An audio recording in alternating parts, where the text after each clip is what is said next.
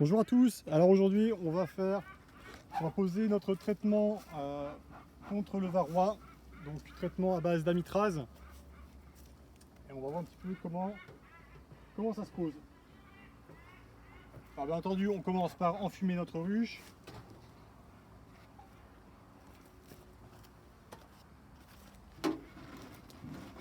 Alors le traitement avec l'amitrase, ça se fait sur les ruches qui n'ont plus les hausses, donc ça y est, hein, la récolte de miel d'été a été effectuée.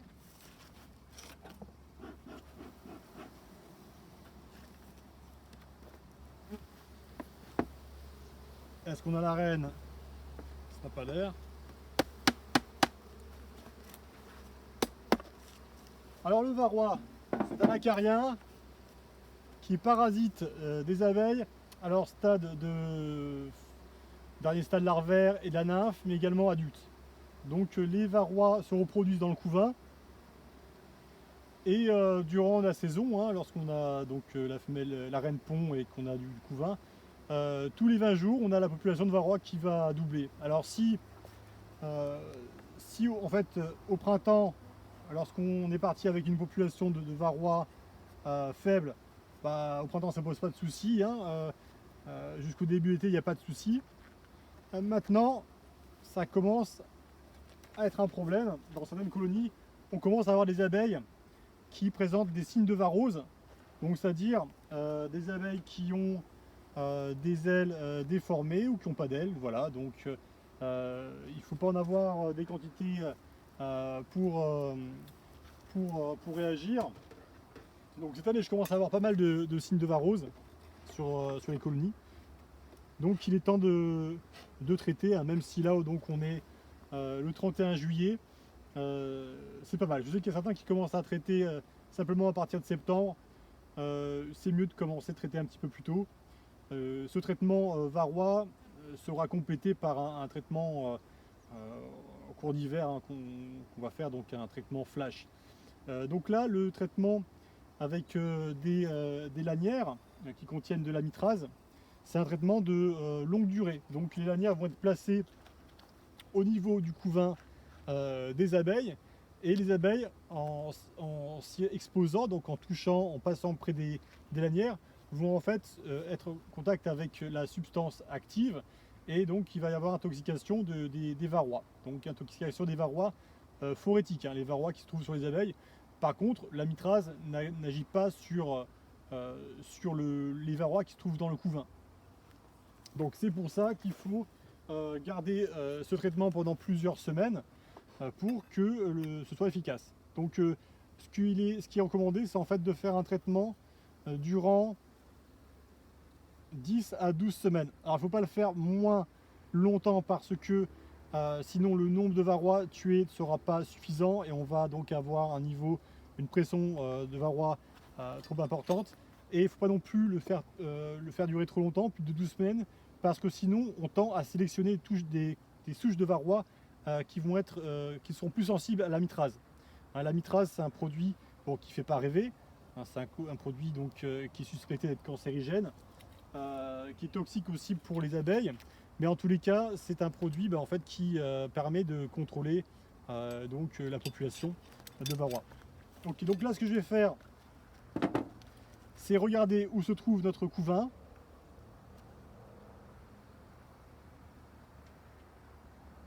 Ok, il y en a déjà là. Ce que je vais faire, c'est que je vais casser quelques ponts pour pouvoir positionner les lamelles tranquillement.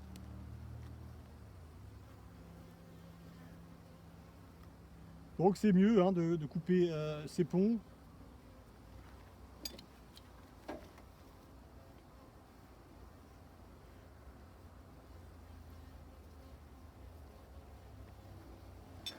Voilà, comme ça les lanières, les bandelettes se positionneront sans souci.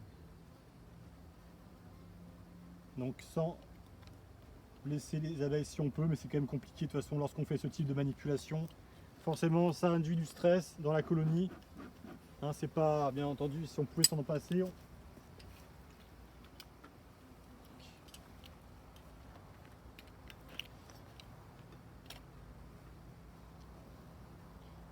Donc les lanières vont être positionnées chacune dans ce qu'on appelle les ruelles, les intercadres, hein, entre deux cadres. En cours de traitement, on peut les déplacer un petit peu, hein, le but étant d'exposer les abeilles qui se trouvent donc au niveau du couvain. Alors ce sont généralement les plus jeunes abeilles que l'on trouve, et d'ailleurs c'est ces jeunes abeilles qui sont ciblées par la phase, enfin par le varroa en phase phorétique, hein. Alors il peut y avoir des varrois sur les butineuses, mais la plupart du temps, ces varrois se retrouvent sur les plus jeunes ouvrières.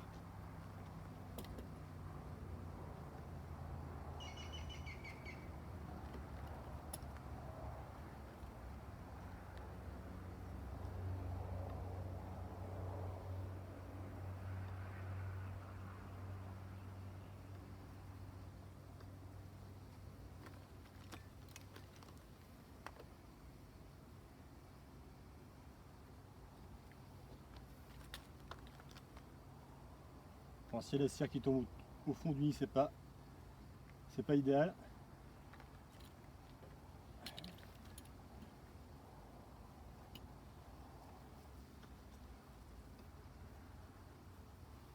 Alors la mitraze pardon, donc, est une substance toxique, donc bien entendu il faut respecter l'utilisation des préparations. Donc on emploie toujours des préparations qui ont une autorisation de mise sur le marché, hein. Alors, on ne va pas chercher à trouver de la mitraze dans d'autres préparations. D'ailleurs, je ne sais pas quelle autre préparation en contient. Enfin bref. Si vous hésitez sur le type de produit, le mieux à faire, c'est de se renseigner auprès du groupement de défense sanitaire apicole, le GDSA de votre département, hein, pour savoir un petit peu ce qu'il faut utiliser cette année. Parce que la mitraze est utilisée en faisant une rotation avec une autre molécule, hein, pour éviter les phénomènes d'accoutumance. Ok, bon, je pense que c'est à peu près bien. On va replacer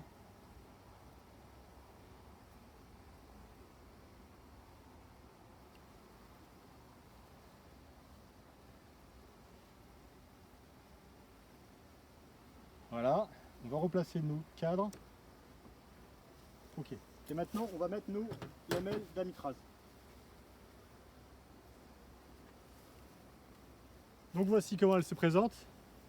Hein, donc ce sont c'est des matières plastiques sur lesquelles en fait donc a été placée la substance. Donc là, vous voyez, vous avez des petits ergots qui peuvent être utilisés pour retenir les bandelettes, hein, pour éviter qu'elles ne tombent au fond de la ruche. Hein, donc on les sort et on les fait reposer sur le sommet des cadres. Ou alors vous avez également des petits trous, hein, en haut, et vous pouvez mettre un cure-dent par exemple pour bloquer la lamelle. Alors le cure-dent c'est sympa parce que en fait ça permet d'avoir un peu plus de lamelles qui va descendre dans le cœur du couvain. Vous voyez, si on s'arrête là, ben en fait on perd peut-être je sais pas, 10% de surface. Donc le mieux c'est quand même de pouvoir mettre le maximum de substance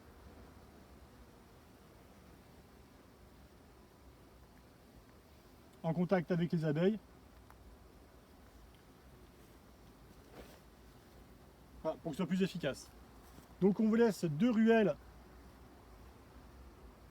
libres et de toute façon ensuite, hein, on reviendra d'ici une semaine pour les bouger, hein, éventuellement donc les faire passer sur un autre endroit où il y a du couvain, de manière à ce que vraiment toute la zone soit touchée.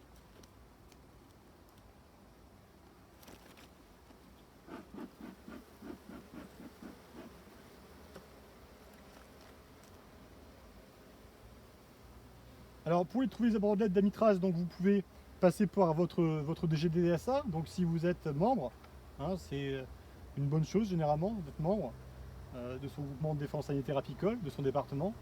Donc vous allez sur internet, vous faites GDSA de votre plus ensuite le numéro de votre département, généralement vous tombez directement sur le site du groupement et l'adresse, etc. Donc maintenant c'est le bon moment d'adhérer, parce que alors c'est peut-être un petit peu tard, je ne sais pas, mais en tout cas les commandes de produits sont en cours. Donc il y aura donc livraison des produits au cours du mois ou le mois prochain. Donc vous aurez des produits qui auront un prix avantageux.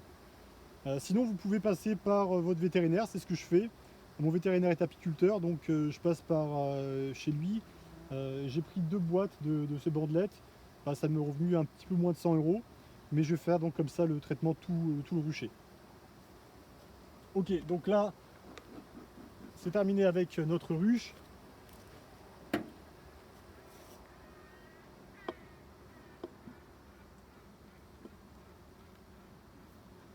Alors, un dernier mot, n'attendez pas vraiment d'avoir des signes évidents de varroise, enfin de varrose chez vous, hein. Le varroa est un acarien qui est présent dans les ruches, sans aucun doute. Il se remarque peu et généralement lorsque il y a des soucis, c'est à cause de lui, directement ou indirectement. Donc faites un comptage éventuellement, donc en cours d'année c'est quand même bien, au printemps, au cours d'été, voir un petit peu où on en est. Et puis lorsque c'est nécessaire, en fait, faites le traitement le plus tôt possible. Donc là, pour moi, en fait, c'est le bon moment. Hein, on avait déjà fait un comptage sur cette ruche il y a 2 mois. On n'avait pas trouvé grand chose, mais maintenant, voilà, on a des premiers signes. Donc n'attendez pas le dernier moment pour faire votre traitement. Ne pensez pas que vous allez passer à côté, parce que le varroa, en fait, ça concerne tout le monde. Voilà, écoutez, je vous remercie pour votre attention et je vous souhaite une bonne fin de saison.